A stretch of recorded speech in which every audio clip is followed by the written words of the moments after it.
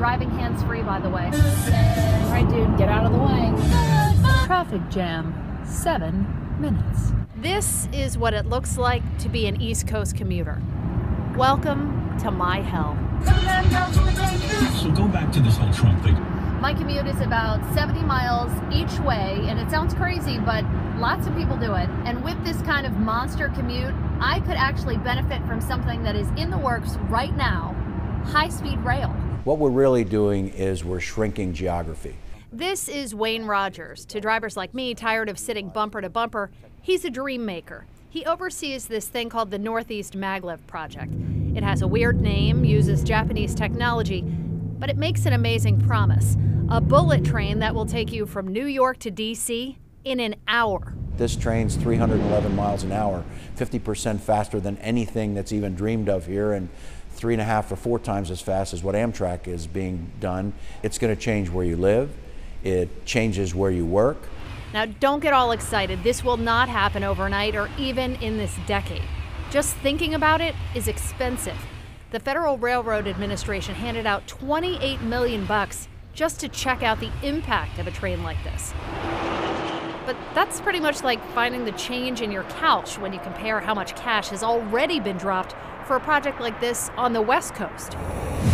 We took a trip to Fresno, where a high-speed train isn't just a California dream, it's actually happening. It took 7 years to even get construction started after California voters gave the thumbs up in 2008.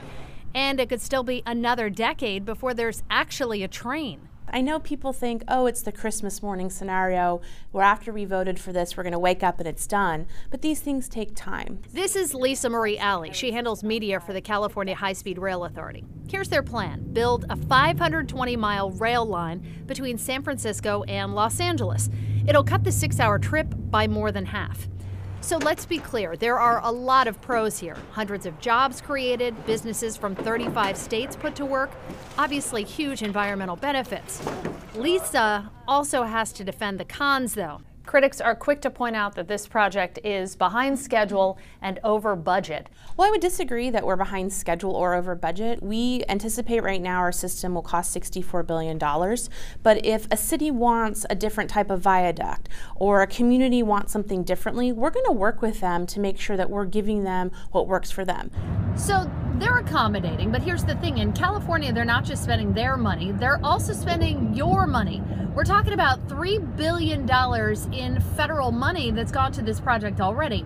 And not everybody who's working on high-speed rail thinks that's the way you have to do it. Texans have a can-do pioneering spirit. In Texas, another bullet train is also in the works. This one will run from Houston to Dallas in 90 minutes. So what makes it different? This project says it's not going to seek any public funds. Private bucks only. DC and California, they're going to need that too if they want to finish their projects. It ain't easy money, though. Does the project have any firm investors locked down, ready to fund this project and make sure it can be sustained? So we're not at that point to have those types of commitments. We need to get our system up and running. That's what attracts the private sector funding. That kind of talk makes lawmakers really nervous. Some of them, including House Majority Leader Kevin McCarthy, have called the California project a boondoggle. They said it's time to bail on this thing. Federal money. Other critics bring up the Hyperloop and wonder why we're spending any of our money, with Elon Musk pitching even newer technology that goes faster than high-speed rail. Is it forward-thinking enough that by the time it's built that it won't be dated? Hyperloop is a idea. It's a concept. It's not really even a technology yet. When we look at the SC Maglev, it's gone through 15 years of testing in Japan. It's received all of its safety approval. It's been tested over millions of miles going back and forth. So we know we can bring this technology today. Well, not exactly today. The left lane is for passing. More like eventually. Maybe. We'll see. So when could we actually get a bullet train on the East Coast? Who knows? In the meantime, I'll be in my car.